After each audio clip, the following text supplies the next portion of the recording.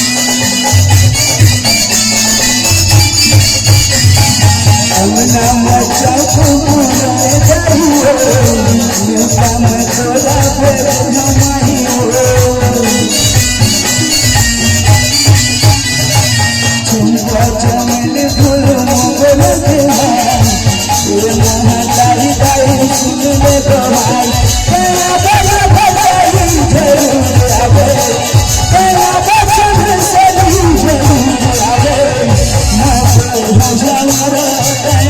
मंदिर पर जरूर आवे मैं जवारा मंदिर पर जरूर आवे मंदिर पर जरूर आवे मैं